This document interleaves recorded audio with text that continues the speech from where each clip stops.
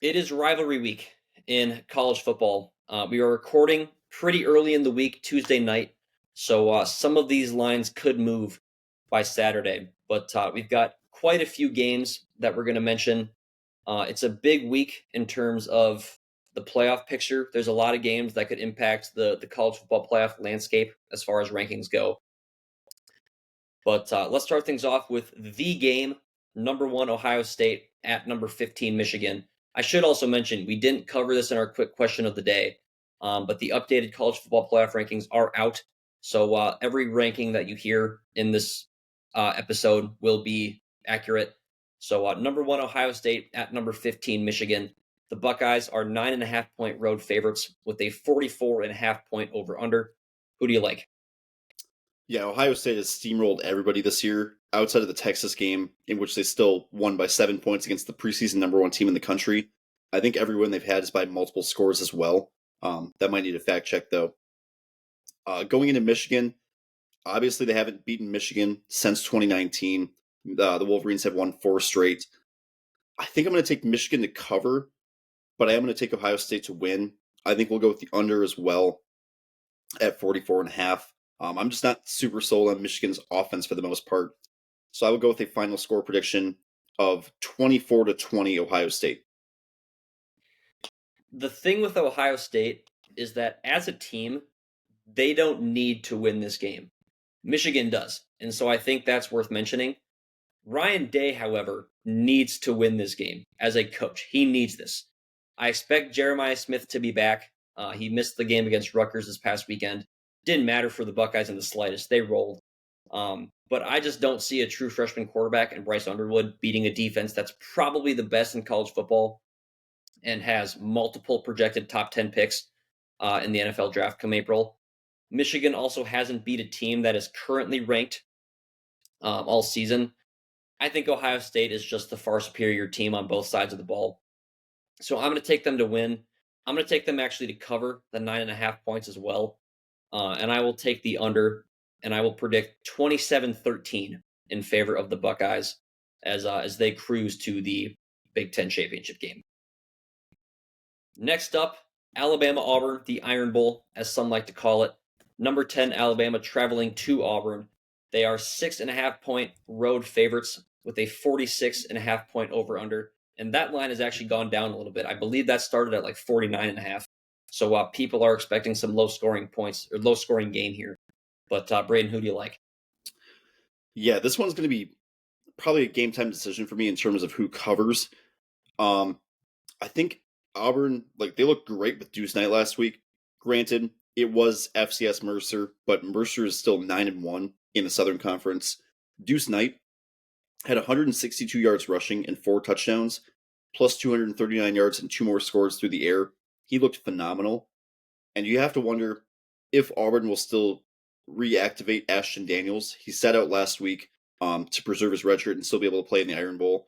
Maybe we see both quarterbacks in this game, which would be very difficult, I think, for Alabama to deal with. Even if you know that a lot of the time when Knight's in the game, it's going to be a designed run.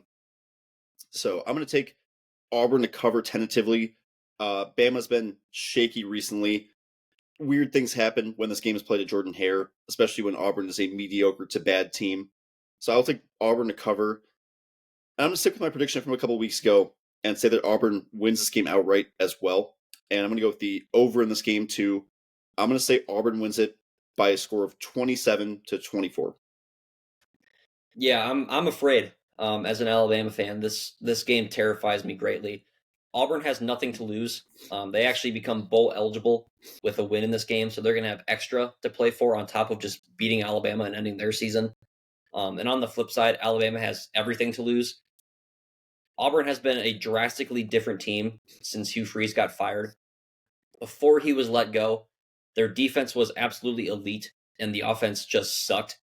In the 2 games since, they have allowed 550 yards to Vanderbilt and 340 yards to FCS Mercer, but they've eclipsed 500 yards in both games.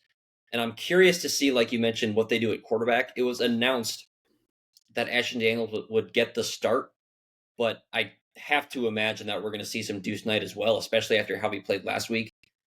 Alabama has been the exact opposite of Auburn. Their offense has slowed down over the course of the season, and the defense has really heated up. They're playing as well defensively as probably any team in the country right now. I think they're going to have to start fast in this game because if they let the crowd at Jordan Hare be a factor for 60 minutes, that's where things are going to get dicey. You know Auburn's going to empty the playbook in this game. And this is the type of game that Kalen DeBoer has lost in his tenure at Alabama. It's the road games against mediocre teams that always trip up Alabama. I'm going to take Auburn to cover in a close game. I will say Alabama gets the job done. I'm going to say they score late in a game that will probably age me greatly. I will take the under. I'm going to say Alabama 24, Auburn 21. But yeah, if Alabama loses this game, they're done. If they win, they're going to go to the SEC championship game, which would presumably seal them a spot in the playoff. Because if the committee sticks to their word of not punishing, teams that lose in their conference championship games, it wouldn't matter. But yeah, they got to beat Auburn first, which is certainly not going to be any easy task, let alone in Auburn.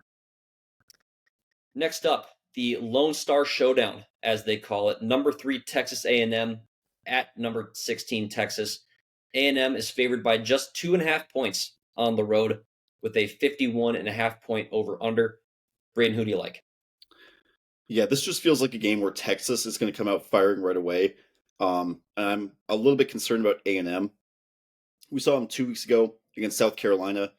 They took that game a little bit too lightly. They were able to make a great comeback in the second half to win that game, but I'm a little bit worried that they aren't going to come out firing this one with nothing to really play for. Yes, if you win, you go to the SEC championship, but you've already secured a playoff spot. You're almost certainly going to be one of those teams in the conversation for a bye. So maybe there's not really a huge advantage to them actually winning this game compared to, hosting a first round playoff game against a group of 5 team as the 5 seed. So I'm going to take Texas to win this one, especially when they need to win to have any shot at the playoff. Even if they do win, they might not be in, but it is a must win game for them. With the spread only being 2.5, it seems like Vegas is kind of trending that way too. This feels like a trap line. So I will take Texas to win. I will take the under at 51.5. I'm going to go 26-21. Texas wins it. And this kind of has the same feel as the Ohio State-Michigan game in my mind, where, like you said, A&M doesn't need to win. Texas does. Because if Texas wins this game, they're 16th right now. How high do they climb? Like, at this point, they have a college football playoff case after beating a top 3 team, especially when 2 of their losses are on the road against current top 4 teams in Ohio State and Georgia. I think the matchup to watch is going to be the Texas O-line versus the A&M defensive front. A&M is averaging over 3.5 sacks per game, and Arch Manning has struggled against pressure, as do most quarterbacks. A&M has not truly been tested since mid-September. I guess you can count the South Carolina game as a test, but rankings-wise, they have not truly been tested since Notre Dame, and they gave up 40 in that game. This will be the best team they've faced since, and for sure the best defense they've faced all season. I think Ryan Wingo and the Texas weapons outside create a matchup advantage offensively. I think they force a couple turnovers, and I think they upset the Aggies at home. I will take the Longhorns to win 27-24 and keep their season alive and give them a strong college football playoff case and potentially shake things up come next weekend. Number 14, Vandy at number 19, Tennessee. We just saw the Tennessee Volunteers destroy your Florida Gators this past weekend. That was not a great game. But the Longhorns, 3.5 point favorites at home with a 65.5 point over-under. Braden, who do you like? Yeah, I want to pick Vanderbilt in this game, being a Tennessee hater, but with this game being at Neyland, I don't see Vanderbilt being able to pull off the upset in this one. I do think they're a better team on a neutral field, but it's just a hostile environment for rivalry week. And Tennessee is starting to get things going. Granted, it's not like Tennessee has been, lighting the world on fire this year so far. Their best win is probably, is it at Mississippi State or is it at home against Arkansas? I mean, it's very slim pickings for the most part. But overall, I think they've started to figure things out on the offense side of the ball. The defense has been better recently too. And granted, it's been New Mexico State and a Florida team that looks dreadful on offense, but 10 points allowed per game over the last two after a string of 30-plus point performances allowed. Maybe against a Vanderbilt team that has been weird recently. I think that they're going to be able to get it done.